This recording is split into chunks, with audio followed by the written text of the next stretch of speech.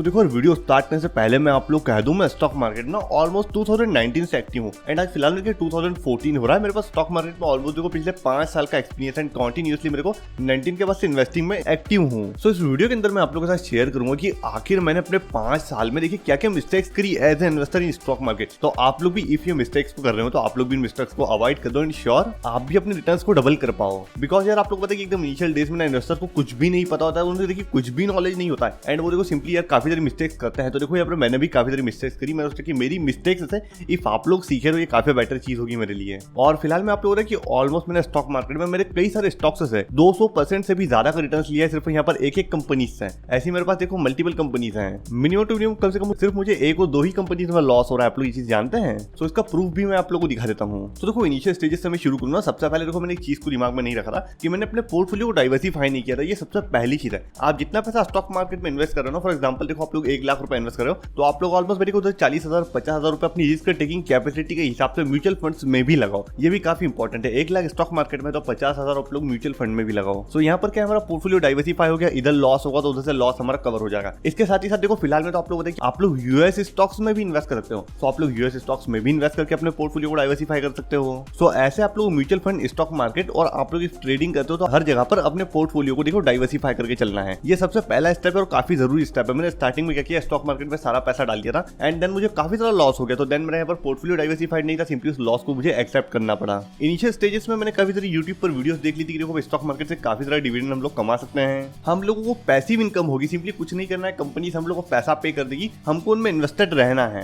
तो ऐसे करके ना भाई पता है आप लोगों को मैंने कई सारे डिविडेंड स्टॉक्स ले लिए थे इन द लास्ट। देखो फिर थोड़े टाइम का क्या हुआ, मुझे उनमें काफी सारा लॉस हुआ एंड भाई देखो सारा कुछ नहीं, छोटा छोटा देखो सिर्फ बहुत माइनस सा डिविडेंड मिला। तो मैंने सोचा कि देखो भाई कोई मतलब नहीं है डिविडेंड स्टॉक्स पर भी इतना फोकस करने पर। तो इंस्टेड ऑफ डिविडेंड स्टॉक्स आप लोग रेशियो मेंटेन कर सकते हो कि सिर्फ आपके पोर्टफोलियो में आप लोग 20% डिविडेंड स्टॉक्स लो, देन यहाँ पर रेस्ट ऑफ द 80% आप लोग ग्रोथ स्टॉक्स ले सकते हो, मिड कैप स्टॉक्स ले सकते हो एंड लार्ज कैप स्टॉक्स है वो ले सकते हो। आप लोगों से अपना स्टॉक सिलेक्शन कर सकते हो एंड जैसे कि आप लोगों ने 1 लाख रुपए इन्वेस्ट किया तो आप लोग 20,000 रुपए सिर्फ डिविडेंड स्टॉक्स में लगाइए, रेस्ट ऑफ द अदर आप लोग 80,000 आप लोग दूसरे स्टॉक्स में लगाइए। देखो आप लोग बताइए मैंने जब देखो स्टार्ट किया था ऑलमोस्ट भाई देखो 1-2 साल तक तो मुझे कोई नॉलेज नहीं था। तो मैंने क्या किया भाई देखो हर शॉर्ट टर्म के गेम्स पर मैंने फोकस करना शुरू किया। फॉर एग्जांपल उस टाइम मैंने कंपनी थी नाल्को, आप लोगों को पता होगा, जो उस टाइम पे देखो काफी सस्ती थी 2019 के समथिंग। तो उस टाइम क्या था ना, मैंने उसमें इन्वेस्ट किया था तो वो मैंने ऑलमोस्ट मेरे को 60-70 रुपए में लिया था वो शेयर एंड उसके बाद थोड़े टाइम पर क्या होता 6 महीने के बाद वो थोड़ा बढ़ गया था, 80-81 रुपीज पर आ गया। तो उसके बाद भाई देखो क्या हुआ था मेरे पास उस टाइम ना भाई देखो शॉर्ट टर्म में 6 महीने में प्रॉफिट मुझे दिखा। तो मैंने सोचा भाई देखो प्रॉफिट हो रहा है स्टॉक मार्केट में, देखो प्रॉफिट को लेके बाहर हो जाता है। तो उस प्रॉफिट को लेके मैं बाहर हो गया। देन उसके बाद पता है आज फिलहाल में वो मार्केट में देखो वो शेयर है ना उससे भी डबल आया। तो देखो फिलहाल में ना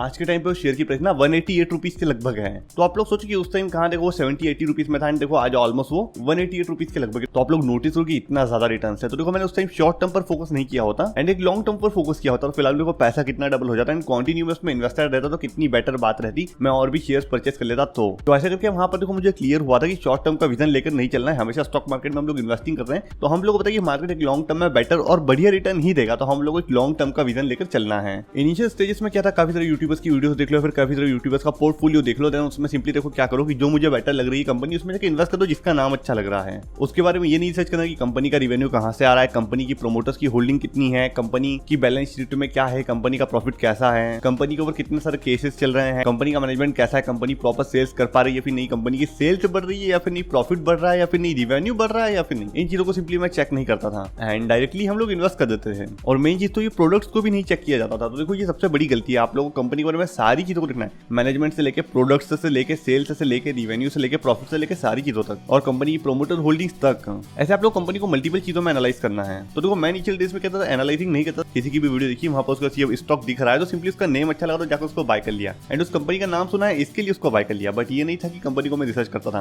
तो आज के समय पर देखो भाई लॉन्ग टर्म के लिए ज्यादा कंपनी को रिसर्च करना जरूरी है, क्योंकि इन फ्यूचर हम लोग नहीं जानते कि कंपनी का प्रोडक्ट कैसा निकलने वाला है। इफ कंपनी का प्रोडक्ट बेटर है, आप लोग खुद जानते हो, आप लोगों ने पर्सनली यूज किया, देन आप लोग उस कंपनी के साथ लॉन्ग टर्म तक बने रह सकते हो। एक लास्ट मिस्टेक में आप लोगों के साथ शेयर कर सकता हूँ, देखो जो मैंने की थी ऑलमोस्ट में इमोशंस में जाता था। जैसे कि देखो मैंने आप लोगों को पहले बताया कि शॉर्ट टर्म में भाई देखो ग्रीन नंबर्स दिखे थे ना, जैसे कि 6 महीने में आप लोगों को नाल्को का मेरा एक्सपीरियंस खुद का बताया, वहां पर क्या भाई इमोशंस में मैं चलो भाई प्रॉफिट हो गया, अब यहाँ पर बाहर हो जाते हैं। एंड उसके बाद पता है आप लोगों को मैंने 2020 में जब कोविड था एंड 21 में था, तो 2020 और 21 के बीच में ना ऑलमोस्ट मैंने 36,000 का लॉस किया था। तो वो 36,000 का लॉस आप लोग पता है मैंने कैसे किया था, मैं इमोशंस में आ गया था। मैंने उस टाइम देखा कि भाई देखो ये शेयर इतना नीचे जा रहा है ना, मतलब लाइव क्या था, मैं मार्केट में बना था, मैं कुछ 4 दिन 5 दिन स्टॉक्स को देखा करा, मार्केट देखो कंटिन्यूअसली डाउन जा रहा था। तो मैंने देखा कि आज इतना लॉस हुआ, कल इतना लॉस हुआ, परसों इतना लॉस हुआ, लास्ट डे 4th डे इतना लॉस हुआ, तो मैंने सोचा यार भाई मैं काफी डर गया था उस टाइम, पता है। तो ऑलमोस्ट मुझे इतना नॉलेज नहीं था मार्केट का, ये नहीं पता था कि एक लॉन्ग टर्म तक मुझे यहाँ पर फिलहाल में बने रहना है। तो उस बीच में पता है मेरे पास लार्सन एंड टॉर्बो भी था, एंड लार्सन एंड टॉर्बो उस टाइम पता होगा मेरे पास 1100-1200 रुपए के समथिंग का था। एंड आज की डेट में हम लोग लार्सन एंड टॉर्बो की कीमत चेक करें, देखो भाई फिलहाल में ये स्टॉक 3600 रुपीज का है। तो आप लोग देखो कि उस समय में जिन स्टॉक्स को ऑन करता था, देखो फिलहाल में उनकी वैल्यू कितनी है, कितनी ज्यादा है। वहां पर मैंने क्या किया, मैं इमोशंस में आया, मैंने इनको सेल कर दिया क्योंकि मैं डे टू डे लॉस देख रहा था। एंड उस टाइम मैंने देखो मेरे टोटल इन्वेस्टेड अमाउंट पे 36,000 रुपीज तक का लॉस किया सिर्फ इमोशंस में जाके। इफ मैं मेरे इमोशंस को कंट्रोल में रखता